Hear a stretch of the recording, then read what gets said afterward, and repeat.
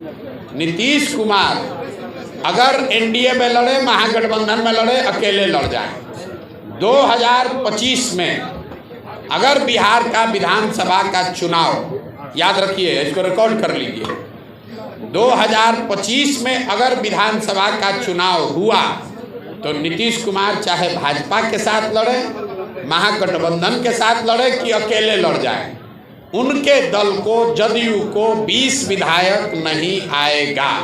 अगर आएगा तो बिहार की जनता के सामने खड़ा होकर ये गलती के लिए माफ़ी मांग। 4-5 महीने पहले कहा था कि महागठबंधन से अगर चुनाव लड़ेंगे तो 5 भी लोकसभा उनको नहीं मिलेगा। अब आजकल वहाँ से डर के मारे भागे, हमारी बात सुनकर पार्टी में खलबली मची, भागे वहाँ से। उनको मालूम होगा कि भैया प्रशांत किशोर कह रहा है तो 5 को सीट तो नहीं मिलेगा। अब जहाँ गए हैं, अब नई भविष्यवाणी आपको उनके लिए कर दी है।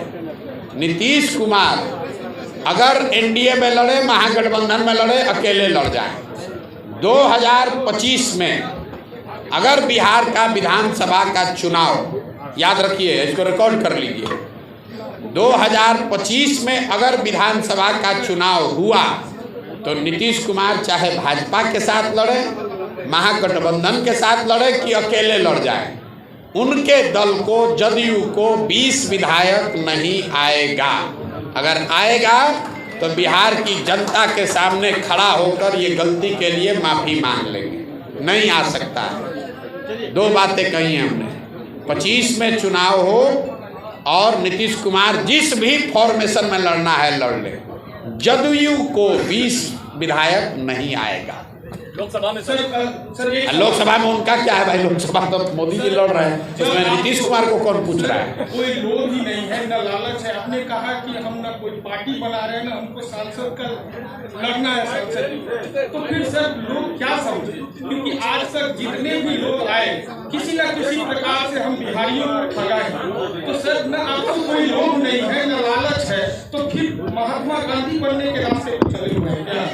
हम बिहार के वो लड़का हैं, बिहार के वो बेटा हैं जो ये समझता है कि बिहार में सुधार के लिए हमें, मेरे पास जो भी शक्ति, बुद्धि, साधन भगवान ने दिया है, मुझे वो सब दांव पर लगाने की ज़रूरत है। ऐसा हम इसलिए समझते हैं कि इसी मिट्टी में हमारा जन्म हुआ है।